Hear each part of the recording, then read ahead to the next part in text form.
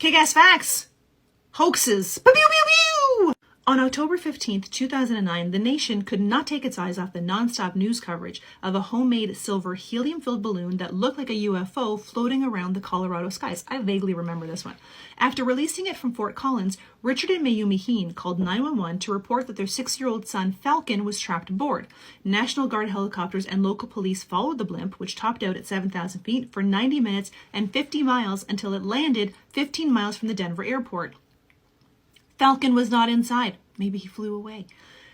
But some people said they saw something fall from the balloon, so a land search ensued. That, too, turned up nothing. Several hours later, he came out of hiding from his attic at home. When interviewed on air by Wolf Blitzer, the kid slipped and said his father had told him they were doing a reality show. The first responders did not like their time or money wasted, and the Heens were arrested for the hoax.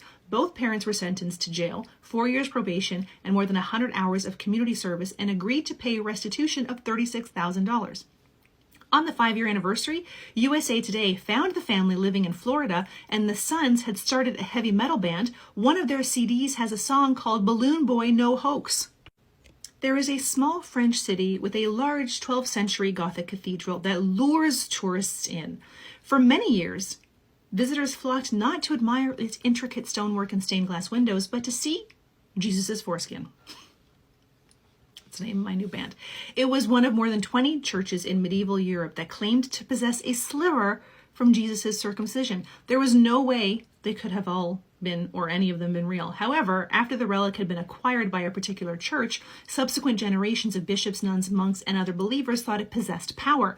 No version of the holy foreskin currently exists. Many were destroyed during the French Revolution. The final relic disappeared in 1983 from a church near Rome, where it had been exhibited during the Feast of the Circumcision held every January 1st. In 1966, Donovan released the song Mellow Yellow, and people assumed he was talking about smoking banana peels, because why wouldn't he be? On August 6, 1967, shortly after the song's release, Bananadine was featured in a New York Times Magazine article titled Cool Talk About Hot Drugs. Bananadine was a fictional psychoactive substance which was supposedly extracted from banana peels. A hoax recipe for its extraction from the banana peel was originally published in the Berkeley Barb in March 1967. William Powell, believing the Berkeley Barb article to be true, reproduced the method in the Anarchist Cookbook in 1970. The disappearing blonde gene was a hoax claiming a scientific study had estimated that natural blondes would become extinct, repeated as fact in reputable media such as the BBC and the Sunday Times between 2002 and 2006. The hoax claimed that because the allele for the genes for hair color is recessive, blonde hair would become less common as people with dominant non-blonde hair alleles had offspring with people with the recessive alleles, even though such a pairing would retain one copy of the blonde allele in the genome of the offspring. Claims that blonde hair would disappear have been made since 1865. Several reports erroneously claimed that the World Health Organization published a report claiming that people with blonde hair will become extinct by 2202. Neither the WHO nor any reputable expert has issued such a report. In 1917, his two young cousins, Elsie Wright and Frances Griffiths, were playing with a camera in Cottingley, near Bradford. They shot a series of garden photos with fairies in them.